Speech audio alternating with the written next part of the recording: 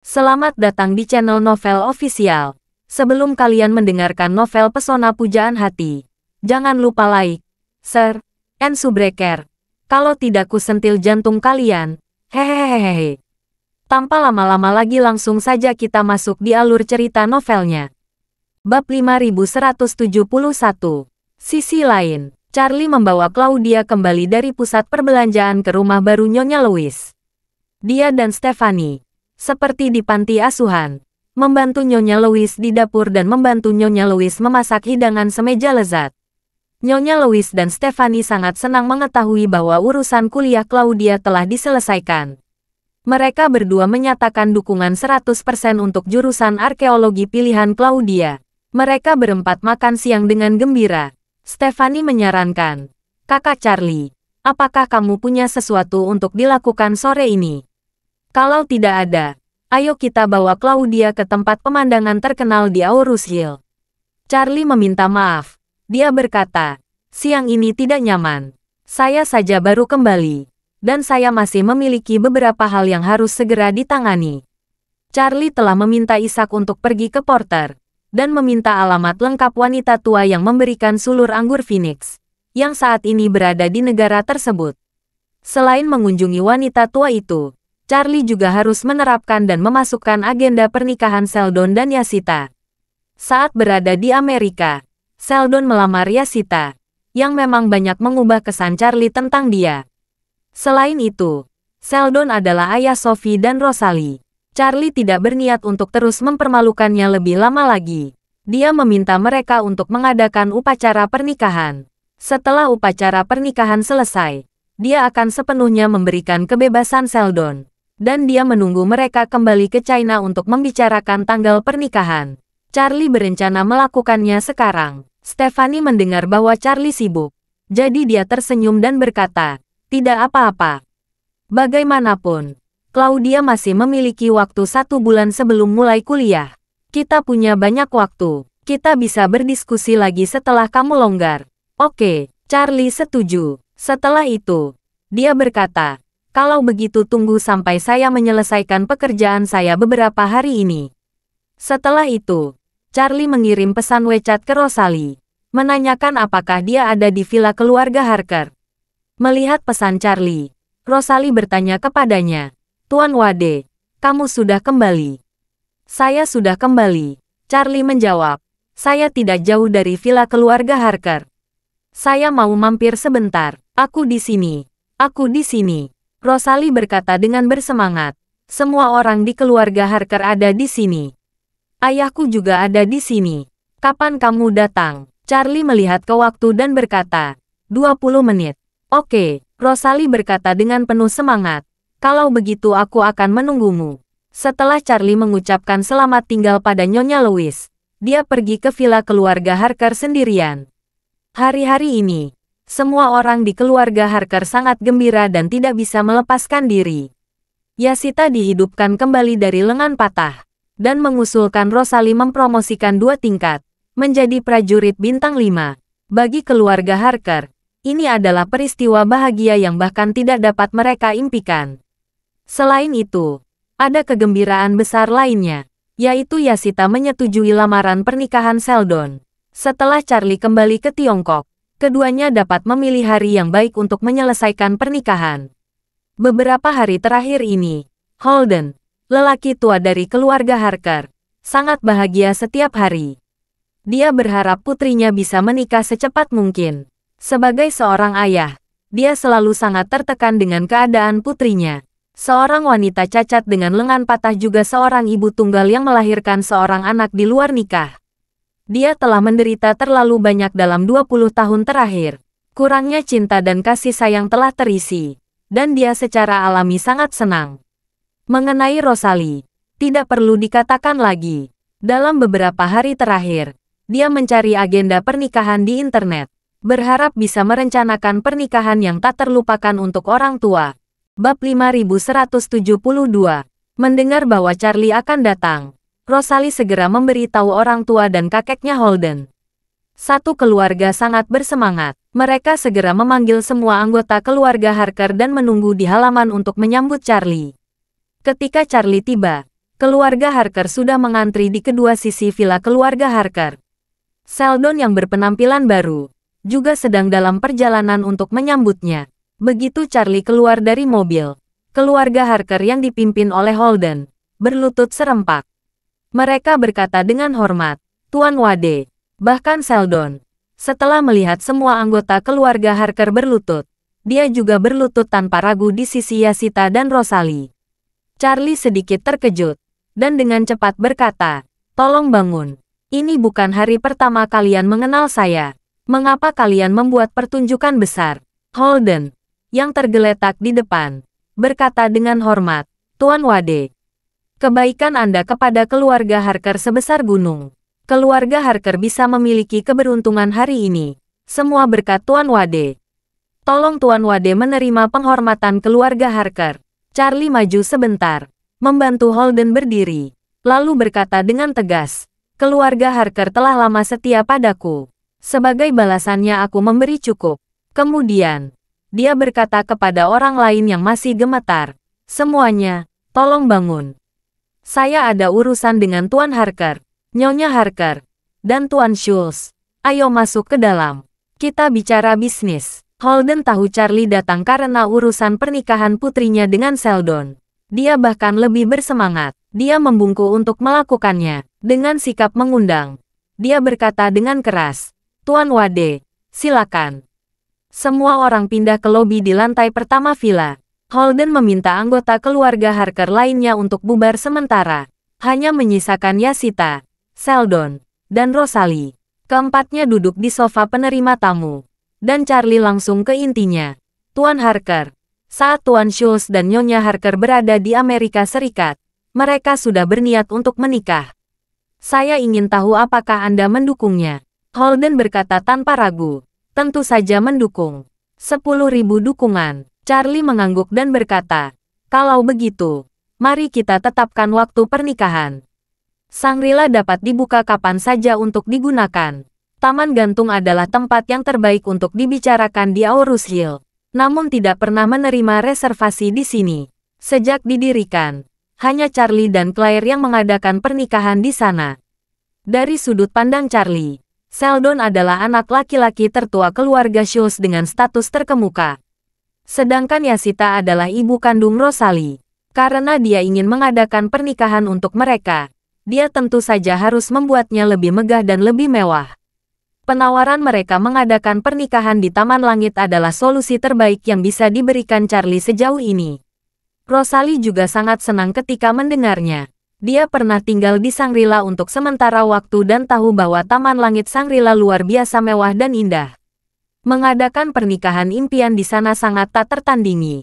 Sheldon juga sangat berterima kasih, dan menangkupkan tangannya ke arah Charlie. "Terima kasih, Tuan Wade, telah mewujudkannya." Setelah itu, dia berkata lagi, "Mengenai waktu pernikahan, saya pikir lebih cepat lebih baik jika ada cukup waktu persiapan." "Bagaimana keadaannya?" Charlie berkata sambil tersenyum. "Saya tidak keberatan." Holden di samping berkata, "Saya telah membaca almanak. Ada beberapa hari bagus di bulan Agustus. Dan tanggal 8 Agustus adalah yang paling baik, dan tidak jauh dari sekarang. Ada waktu 1 minggu, meskipun waktunya agak terburu-buru. Akan cukup memadai jika langkahnya lebih cepat. Terutama karena Tuan Wade sudah menawarkan Taman Langit Shangri-La untuk digunakan kalian berdua. Ini memecahkan masalah tempat yang paling menyusahkan. Sisanya harus dilakukan dalam seminggu. Jadi saya sarankan memilih hari ini." Rosalie bertanya tanpa sadar. "Tanggal 8 Agustus agak terburu-buru. Gaun pengantin ibu belum dipilih." Charlie dan tersenyum berkata, "Gaun pengantin mudah terselesaikan. Satu-satunya toko di provinsi yang menjual gaun pengantin Ferawang diinvestasikan oleh Jasmine Moore. Saya akan meneleponnya dan kamu dapat mengambilnya kapan saja." Sheldon segera berkata dengan bersemangat, "Kalau begitu, kita pilih tanggal 8 Agustus. Bab 5173. Di Aurus Hill, hampir tidak ada sumber daya yang tidak dapat disesuaikan oleh Charlie. Hotel, gaun pengantin, iring-iringan mobil, 3 elemen terpenting dari sebuah pernikahan. Charlie dapat memberikan yang terbaik bagi Sheldon dan Yasita di Aurus Hill. Juga dengan dukungan Charlie, Sheldon dan Yashita merasa lega dengan jadwal pernikahan mereka pada tanggal 8 Agustus. Sheldon berlutut untuk mengungkapkan rasa terima kasihnya. Charlie berhenti dan berkata, "Kamu dapat mulai menyusun daftar tamu untuk pesta pernikahan. Secara teori, saya tidak akan mengganggu siapapun yang Anda undang. Tetapi harus ada jaminan. Semua orang yang undang-undangnya harus dapat dikontrol." Charlie memandang Yashita dan berkata dengan terus terang, "Lagi pula, penyembuhan kanker stadium lanjut jarang terjadi dalam sejarah kedokteran. Tetapi kadang-kadang bisa terjadi, sedangkan generasi anggota tubuh yang terputus tidak pernah terjadi sepanjang sejarah pengobatan manusia. Saya harap kalian harus bisa menjamin para tamu bisa merahasiakan masalah ini." Yashita berkata dengan hormat, "Tuan Wade, sejak saya kehilangan lengan kanan saya langsung kembali ke kampung halaman saya di Moncholne, Cina Timur Laut. Selain keluarga Harker dan keluarga Schultz, hampir tidak ada yang tahu tentang lengan saya yang patah. Dan hampir tidak ada orang luar yang mengenal saya." Sheldon juga dengan hormat berkata, "Yakinlah, Tuan Wade, saya tidak akan mengundang teman lain datang ke pernikahan saya dengan Yashita. Kecuali kamu dan orang kepercayaanmu. Saya hanya mengundang keluarga Schultz menjadi saksi." "Oke," Charlie mengangguk dan berkata, "Kalau begitu, aku akan mengirim seseorang untuk membawa lelaki tua dari keluarga Schultz dan putramu Jamie ke Aurus Hill sebelum pernikahanmu." Setelah itu, Charlie berkata lagi, "Tapi aku akan mengatakan yang terburuk dulu. Mereka berdua bisa menghadiri pernikahanmu. Setelah pernikahan selesai, Tuan Cat Van Schultz harus kembali ke Madagaskar. Dan Jamie yang berziarah dan bersujud dalam perjalanan harus melanjutkan kembali ziarahnya." Sheldon mengangguk dan berkata dengan hormat, "Semuanya sesuai dengan pengaturan Tuan Wade." Charlie teringat sesuatu dan berkata, "Ngomong-ngomong, kapan kamu berencana mendapatkan surat nikah? Sebelum menikah atau setelah menikah?" Sheldon berpikir sejenak, lalu berkata, "Jika memungkinkan, mari kita lakukan sebelum menikah. Jika Tuan Wade mengizinkan saya pergi dari sini, saya akan membutuhkan waktu setengah hari untuk kembali ke Eastcliff bersama Yashita untuk mendapatkan sertifikat." Setelah itu, dia dengan cepat menambahkan, "Jika konservasi itu tidak cocok, kita bisa mengurusnya setelah menikah." Charlie berkata dengan ringan, "Pergilah. Kebanyakan orang mendapatkan surat nikah terlebih dahulu lalu mengadakan pernikahan. Karena kamu memiliki ide ini, saya mendukungnya." Sheldon berkata dengan penuh terima kasih, "Terima kasih, Tuan Wade. Saya akan mengatur pesawat dan waktu. Segera pergi dan kembali dengan cepat." Charlie mengangguk, menatap Rosalie lagi, dan berkata, "Rosalie, selama ini, kamu harus berbicara dengan Ishak tentang persiapan pernikahan. Kalau kamu butuh bantuan, kamu bisa menemui Nona Jasmine.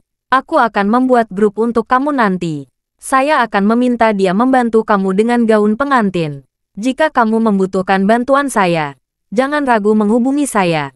Rosalie buru-buru berkata, "Terima kasih, Tuan Wade." Charlie menanggapinya dengan tenang, "Kamu dan aku, kamu tidak harus sopan." Charlie berkata saat ini, "Kamu pasti akan sangat sibuk minggu depan. Jadi aku tidak akan mengganggumu lagi." Melihat Charlie hendak pergi, Rosalie dengan cepat berkata, "Tuan Wade, saya ingin meminta izin kamu." Charlie bertanya, "Apa yang kamu bicarakan?" Rosalie menjelaskan, "Saat berada di Amerika Serikat, Nona Ito memberitahu saya secara pribadi bahwa ayahnya menginduksi olehmu menjadi orang yang sehat kembali. Saya berharap bisa mengundang dia dan ayahnya untuk hadir di pernikahan orang tua saya." Bab 5174. Nanako. Saat Charlie mendengarnya, dia tidak terlalu khawatir. Dia berkata dengan lugas, "Karena kamu berkata begitu, biarkan saja memutuskan apakah akan mengundang atau tidak." Rosalie mengangguk ringan dan berkata, "Kalau begitu aku akan meneleponnya nanti." Meskipun Rosalie tahu bahwa Nanako Ito ingin menghadiri pernikahan orang tuanya, kemungkinan besar dia ingin mengambil kesempatan ini untuk bertemu Charlie. Tapi dia juga tahu betul bahwa kasih sayang Charlie untuk Nanako jauh lebih dari untuk dirinya sendiri. Dia tidak bisa dan tidak boleh dengan sengaja menghindari masalah ini hanya karena keduanya akan bertemu. Karena Charlie tidak setuju dengan hal ini, dia dengan murah hati mengundang Nanako dan ayahnya Yahiko ke Aorus Hill untuk menghadiri pernikahan orang tuanya. Saat ini, Kyoto, Jepang. Saat Yahiko kembali dari Amerika Serikat, dia tidak memilih kembali ke Tokyo, melainkan langsung pergi ke mansion keluarga Ito di Kyoto. Rumah ini memiliki barang yang sangat spesial untuknya dan Nanako. Ini adalah rumah besar pertama dalam arti sebenarnya yang dibeli Yahiko setelah kebangkitannya dalam hidup. Dan ini adalah titik awal kehidupan saat memasuki kejayaan. Dan ini adalah tempat Nanako Ito mengantarkan kelahirannya kembali setelah terluka parah. Dan itu adalah bukti terbesar dari perasaannya terhadap Charlie.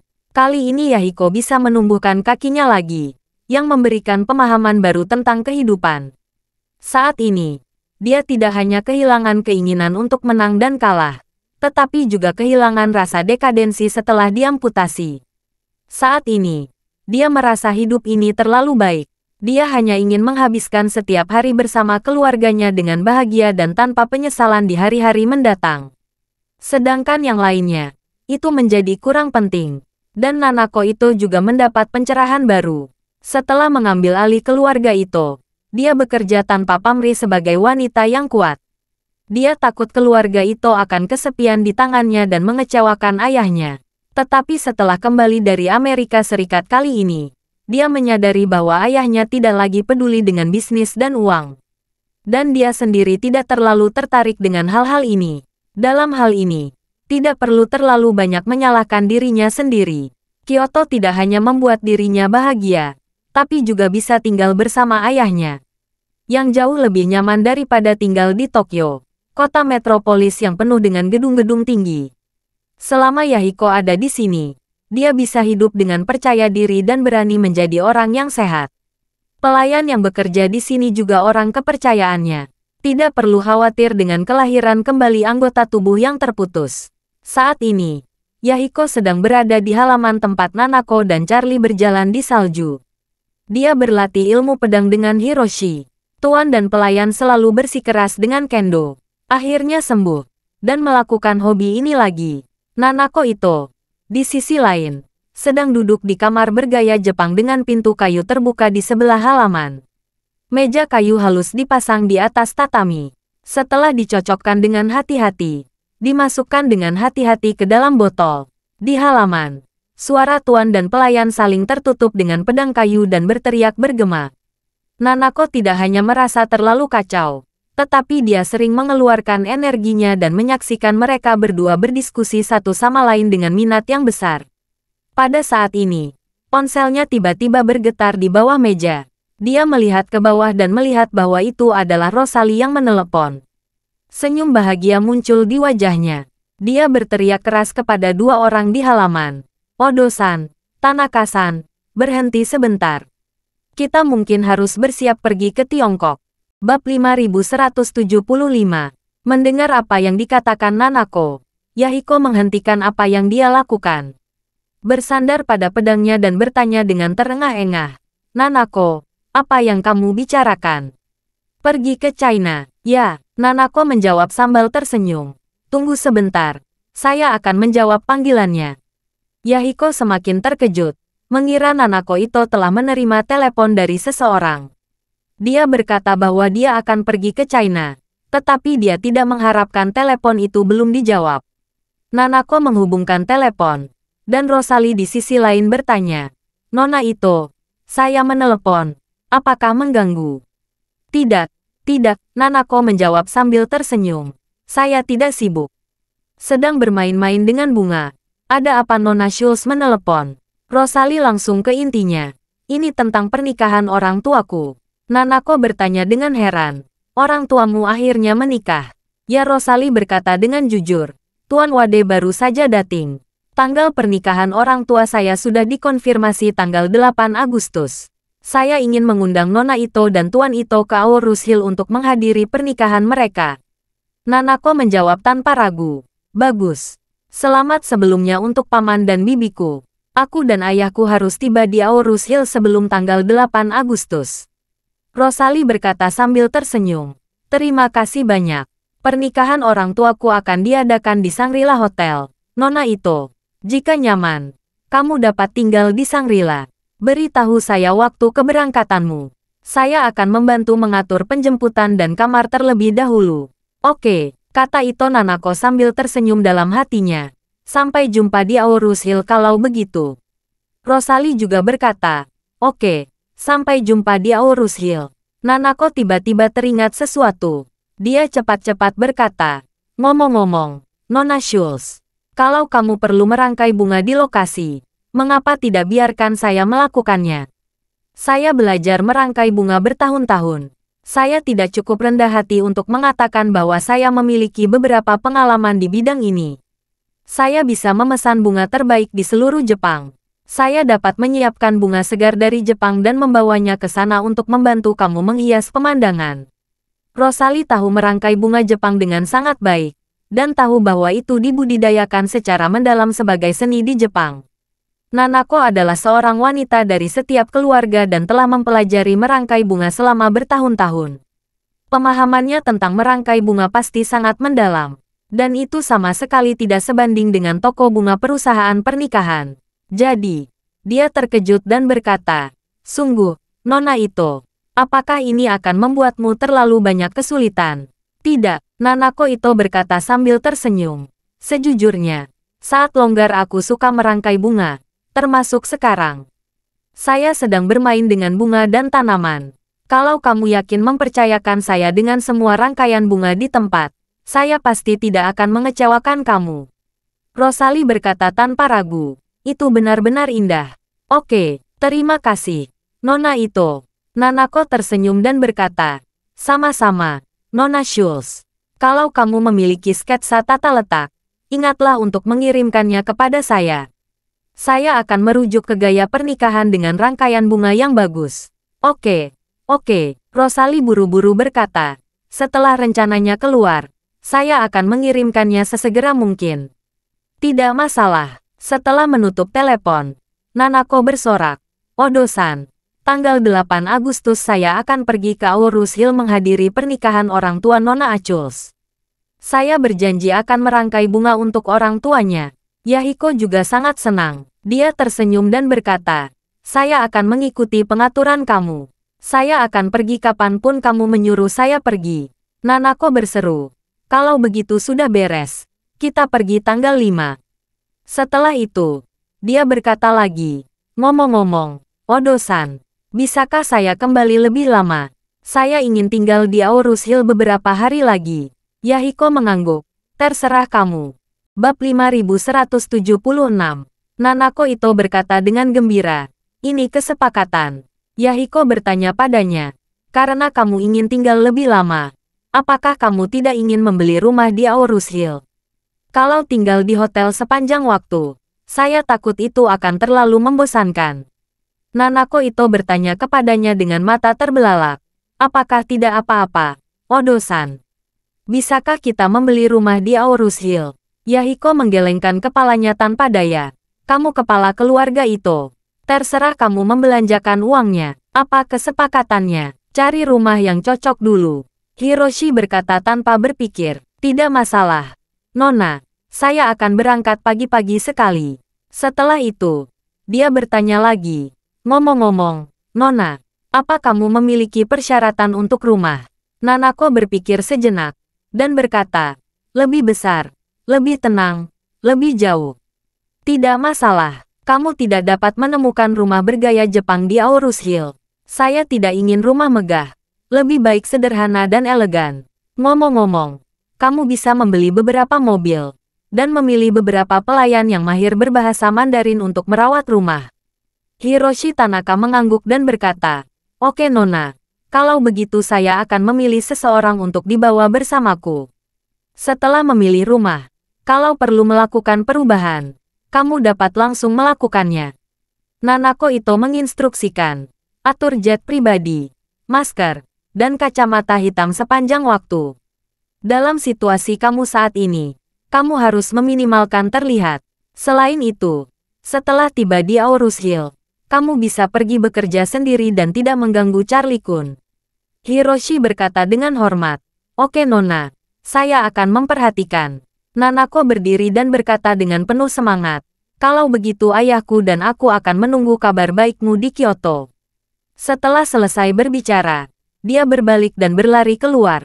Yahiko bertanya dengan lantang dari belakang. Nanako, kamu mau kemana? Nanako berkata tanpa menoleh ke belakang.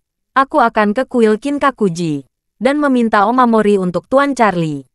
Omamori hampir bisa disamakan dengan jimat China. Yahiko bergumam. Bocah konyol ini. Tuan Wade memiliki kekuatan besar. Mengapa dia membutuhkan penjaga kuil Kinkakuji? Penjaga Kinkakuji mungkin bahkan tidak memenuhi syarat untuk membawa sepatu Tuan Wade.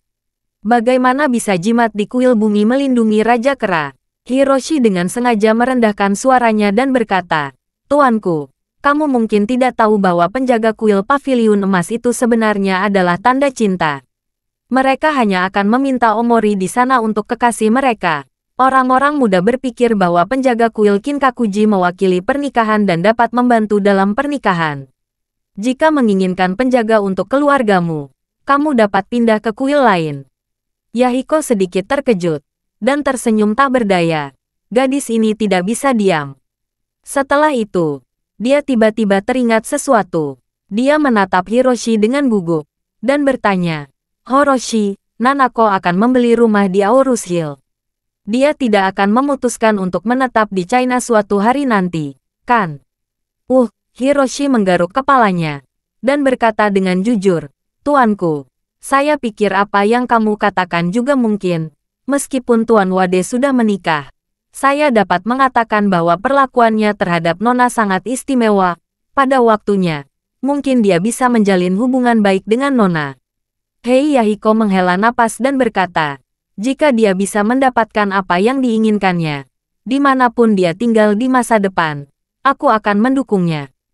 Bab 5177. Ketika Charlie kembali ke Villa Elit Thompson Villa, Claire masih membersihkan rumah dengan beberapa staf kebersihan. Karena bau tembakau dan alkohol, makanan berjamur, dan muntah di lantai pertama sangat kuat, perusahaan pembersih bahkan menggunakan peralatan penghilang bau profesional untuk membersihkan seluruh lantai pertama. Dan Jacob, yang merupakan salah satu sumber bau, diundang ke halaman oleh Claire saat ini. Setelah Jacob dibius berat oleh Charlie, dia tidak minum terlalu banyak alkohol sepanjang hari. Namun dia masih sedikit rapuh. Saat ini, dia duduk di halaman sendirian, mengenakan celana dalam dan bola basket rompi, merokok dan mendesah. Baru saat itulah Charlie menyadari bahwa tubuh ayah mertuanya yang sudah tua menjadi semakin bengkak. Terutama ketika dia duduk di sana, menumpuk menjadi gumpalan besar, ditambah dengan janggutnya yang berantakan. Keadaan keseluruhannya sangat umum. Melihat Charlie kembali, mata Jacob tiba-tiba berbinar. Dia cepat-cepat bangkit untuk menyambutnya dan bertanya, Charlie, menantu laki-laki yang baik, ayah punya sesuatu untuk dilakukan. Aku ingin meminta nasihat darimu. Charlie bertanya kepadanya, ayah katakan saja kapan kamu mau. Jacob melihat sekeliling dan tidak melihat siapapun di sekitarnya. Dia berkata dengan wajah serius, aku akan mengarahkan baik-baik dengan Yolden. Kamu bisa ikut denganku. Charlie bertanya kepadanya, apa yang akan kamu bicarakan dengannya? Jacob berkata dengan serius, bukankah dia seorang pria?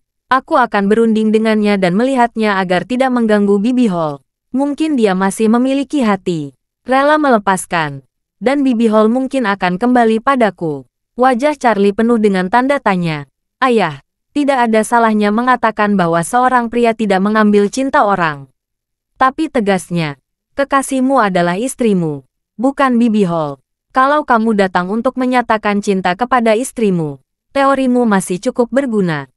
Dan poin kuncinya adalah kamu tidak melakukannya. Jacob berkata dengan penuh semangat. Kalau begitu aku harus membuat beberapa kesulitan untuknya, kan? Kalau aku tidak bisa membuat kesulitan praktis, setidaknya aku harus membuat beberapa kesulitan psikologis untuknya. Kemudian, Jacob berkata lagi, ngomong-ngomong, bukankah dia seorang profesor? Saya akan membahasnya di kampusnya, di depan murid, kolega, dan pemimpinnya. Saya mohon dia untuk tidak mengganggu Bibi Hall, dan membuat opini publik menjadi tekanan untuknya. Charlie berkata dengan canggung, Ayah, Aku tidak akan membahas masalah yang mengarahkan dan tidak berdasar. Selain itu, kamu harus bersumpah. Tekanan opini publik adalah pedang bermata dua. Sekarang media sosial sudah sangat berkembang. Setiap kali kamu membuat masalah, kemungkinan besar akan ada di foto dan diposting di media sosial. Dan begitu banyak media sosial, kemungkinan besar akan dilihat oleh ibu. Dan jika ibu melihatnya dan menyadarkanmu, aku tidak akan bisa mengendalikannya. Ketika Jacob mendengar ini, dia merasa ketakutan. Menciut tiba-tiba, jelaga sepanjang 2 jari itu jatuh karena ketakutan. Dia menjadi depresi tiba-tiba, dan mengantuk. Jika Elaine mengetahuinya, bukankah dia akan mati? Tepat setelah dia selesai berbicara, terdengar deru mesin. Mesin V8 ikonik dari Mercedes-Benz G mudah dikenal. Charlie tahu tanpa melihat bahwa kemungkinan besar Hannah dan Elaine sudah kembali. Jadi, dia mengingatkan Jacob, "Ayah, ibu sudah kembali. Disarankan kamu jaga mulutmu." Jacob ketakutan 2 kali, dan puntung rokok juga jatuh ke tanah. Dia tanpa sadar mengulurkan tangan untuk mengambilnya. Namun dia melihat Mercedes-Benz G Hannah yang tiba di pintu depan. Jacob tidak berani membayangkan lagi. Jadi dia mengangkat kakinya untuk mematikan puntung rokok. Pada saat ini, jendela co-driver diturunkan, dan Elaine yang tampak merah mencondongkan setengah dari tubuhnya. Dia berteriak, "Jacob, apa yang kamu lakukan dalam keadaan normal? Ayo bantu aku." "Hei, aku datang." Jacob buru-buru menyetujui 2 kali, dan berlari sepanjang jalan. Ketika dia tiba di depan Mercedes-Benz Big G, dia membantu Elaine keluar dari mobil. Dan Hannah di dalam mobil berkata kepada Elaine, "Elaine, kalau baik-baik saja besok pagi, aku akan mengajakmu makan di restoran Guangzhou terbaik di Aorus Hill." Elaine berpose di punggung Hannah, melengkungkan bibirnya dan membuat ekspresi jijik. Lalu tiba-tiba berubah menjadi wajah tersenyum, berbalik dan berkata, "Oke, kamu membunyikan klakson di depan pintu besok. Saya akan turun dalam 5 menit. Bab 5178. Hannah mengangguk, dan menjentikkan jarinya dengan anggun. "Aku pergi dulu.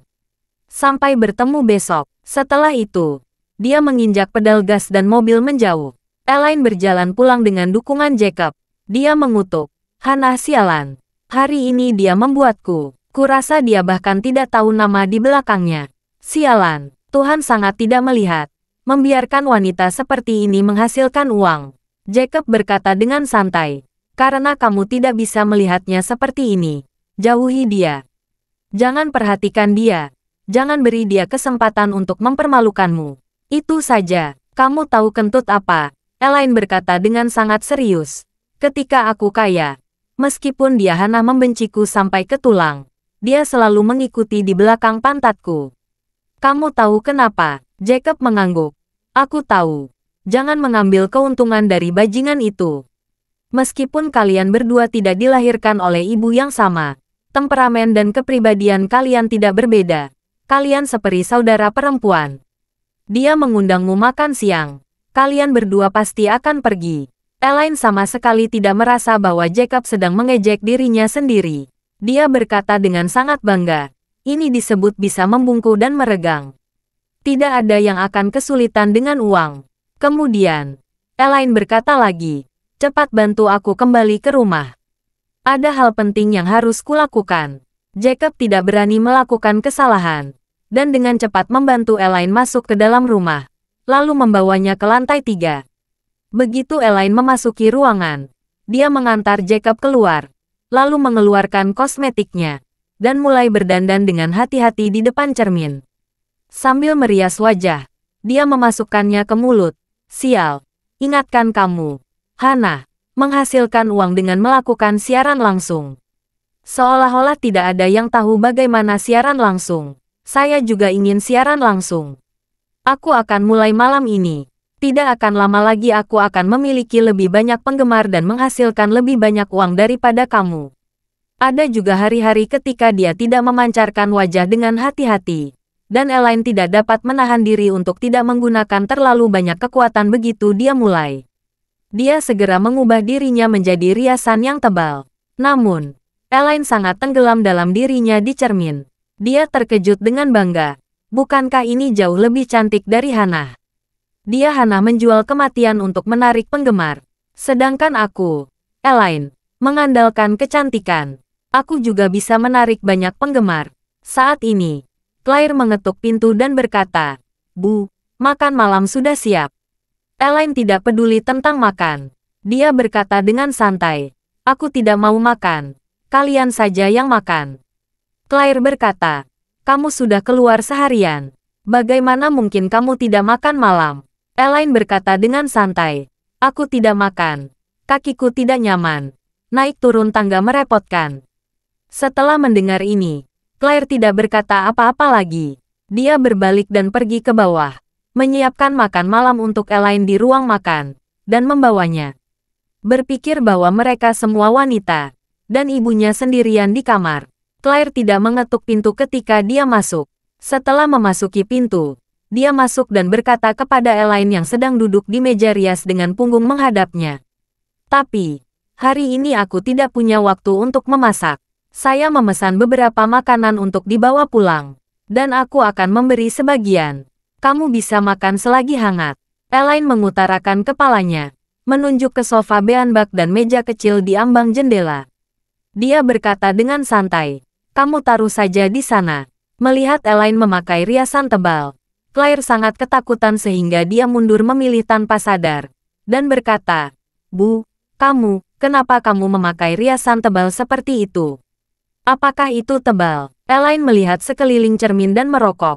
"Menurutku ini cukup bagus." Claire berkata dengan canggung, "Tapi kamu keluar sepanjang hari.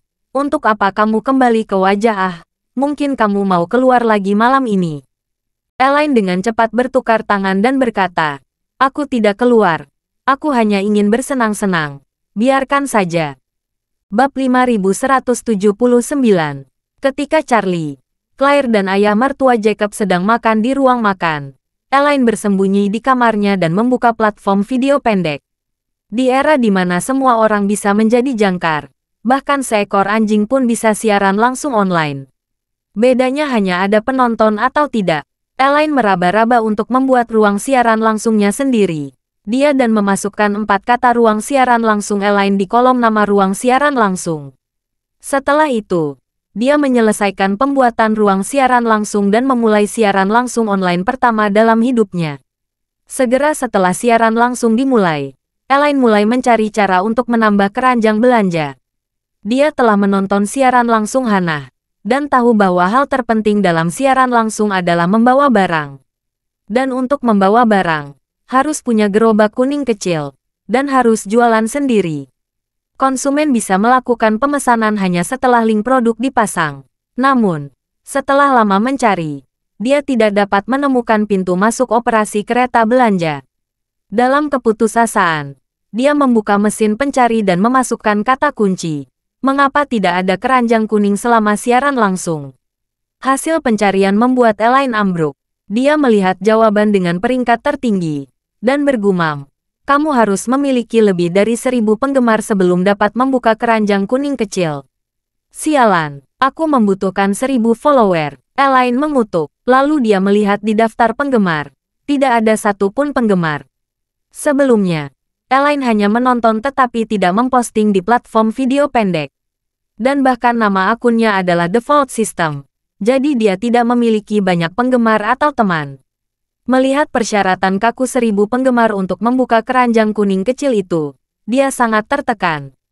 Dia berpikir, platform yang rusak ini terlalu omong kosong. Mengapa harus memiliki 1.000 penggemar untuk siaran langsung dan membawa barang? Ini hanya mempersulitku, kan? Segera setelah itu, dia langsung mencari kata kunci baru. Bagaimana cara menambahkan keranjang kuning jika tidak memiliki 1.000 follower? Jawaban nomor 1 menunjukkan, jika memiliki kurang dari 1.000 pengikut, buat lebih banyak video pendek yang lebih cocok untuk hotspot.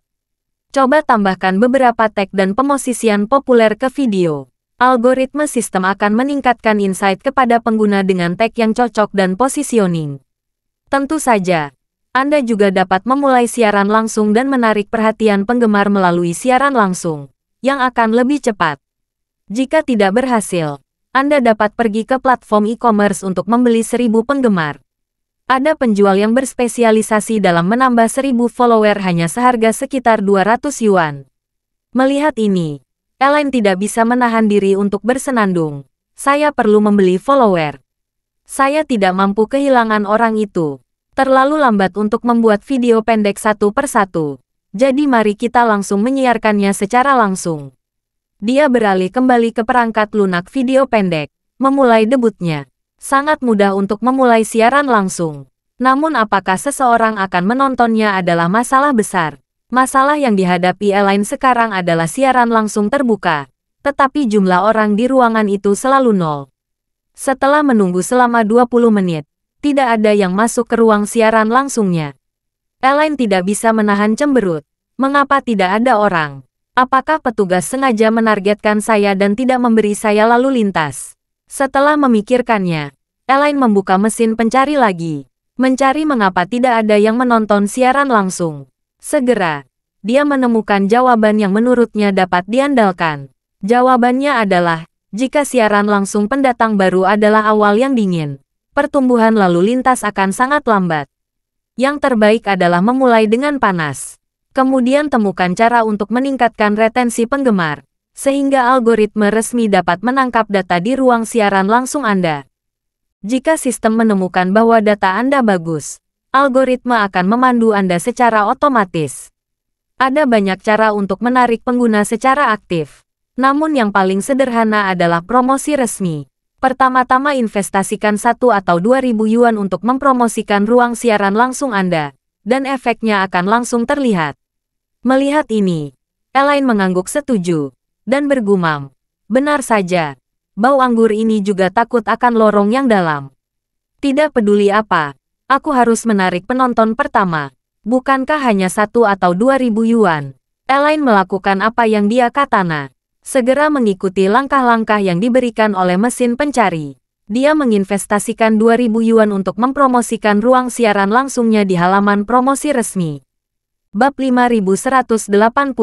Setelah pesanan dibuat, Elaine segera kembali ke ruang siaran langsungnya, menunggu pengguna lain datang. Dia meyakini, selama uang itu dibelanjakan, efeknya akan segera ada. Segera, jumlah penonton di ruang siaran langsung berubah dari 0 menjadi 1. Pada saat ini, Elaine sangat bersemangat, dan dengan cepat berkata, "Oh, selamat datang teman ini di ruang siaran langsung Elaine." Pihak lain mengirim pesan sial. Setelah itu, dia langsung keluar dari ruang siaran langsung. Elaine melihat bahwa penonton pertama melarikan diri setelah mengucapkan sepatah kata. Dia mengutuk dengan marah. "Apa yang kamu gosok? Kamu tidak tahu hal baik atau buruk." Tepat setelah selesai berbicara, penonton lain masuk, dan Elaine buru-buru menutupnya. Dengan ekspresi marah, dia berkata dengan senyum di wajahnya, "Selamat datang kawan baru." Tepat setelah mengucapkan kata tersebut, jumlah orang di ruang siaran langsung kembali ke 0. Segera setelah itu, beberapa orang datang berturut-turut, dan mereka semua segera mundur begitu masuk. Itu tidak sebaik orang di awal. Dia bahkan meninggalkan pesan ke ruang siaran langsung. Setelah beberapa kali, Elaine menjadi semakin marah. Dia memarahi, "Sialan, mereka semua berlari lebih cepat dari anjing. Bukankah aku lebih cantik dari Hannah? Apa bagusnya Hannah? Dia tidak bisa bernyanyi. Sangat jelek." Dia menyanyikan kerinduan dan anjing akan menggelengkan kepalanya. Berbicara tentang ini, mata Elaine tiba-tiba berbinar. Apakah semua orang ingin menonton pertunjukan bakat? Bagaimana kalau saya bernyanyi beberapa kata? Elaine tiba-tiba menjadi tertarik, dan dia tidak bisa menahan diri untuk bergumam dengan arogan. Peringkat Hannah terlalu rendah.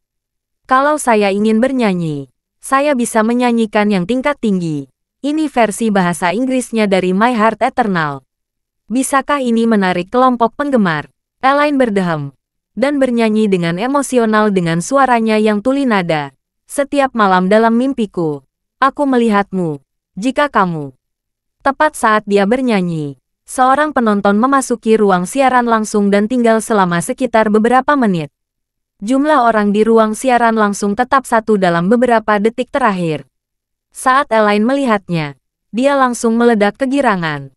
Berpikir bahwa nyanyiannya memiliki efek yang besar pada retensi pengguna. Tapi saat ini, sebuah kalimat dari orang itu melayang di area komentar sialan. Aku memasuki ruang siaran langsungmu. Tidak berguna. Setelah selesai berbicara, dia segera keluar dari ruang siaran langsung. Melihat komentar ini, Elaine sangat marah. Dia berkata, apa maksud bajingan ini? Apa artinya menjadi tidak berguna setelah masuk ke ruang siaran langsungku? Sebuah kehormatan bagimu. Kamu tidak tahu bagaimana diberkati jika kamu dalam kebahagiaan. Elaine yang memarahinya masih tidak bisa menahan amarahnya. Dia langsung mengklik nama panggilan pria itu. Masuk ke beranda pria itu. Lalu dia mengiriminya pesan pribadi. Isinya sangat sederhana dan kasar. Hanya dengan beberapa kata bajingan. Seluruh keluargamu akan mati malam ini. Setelah menulisnya, Elaine segera memasukkannya ke daftar hitam agar dia tidak dimarahi kembali oleh pihak lain. Setelah melakukan rangkaian operasi ini, dia untuk sementara tenang dan kembali ke ruang siaran langsungnya. Tapi saat ini, ruang siaran langsung masih belum terlalu populer. Orang-orang selalu datang dan pergi dengan cepat, dan tidak ada yang tersisa sama sekali. Saat ini, Elaine mulai meragukan kehidupan. Dia bergumam dengan marah. Sangat tidak masuk akal. Satu persatu. Datang dan pergi. Datang dan pergi. Dia, Hana, memulai siaran langsung. Dan 10.000 hingga 20.000 orang bergegas menontonnya. Saya memulai siaran langsung dan menginvestasikan 2.000 yuan. Saya tidak dapat mempertahankan satu orang pun. Tepat ketika Elaine sangat tertekan, sebuah prompt muncul di halaman ruang siaran langsung di ponselnya. Karena kamu menghina orang lain, ruang siaran langsung Anda dilarang selama 72 jam. Terima kasih sudah mendengarkan cerita novel Pesona Pujaan Hati. Sampai jumpa di novel selanjutnya.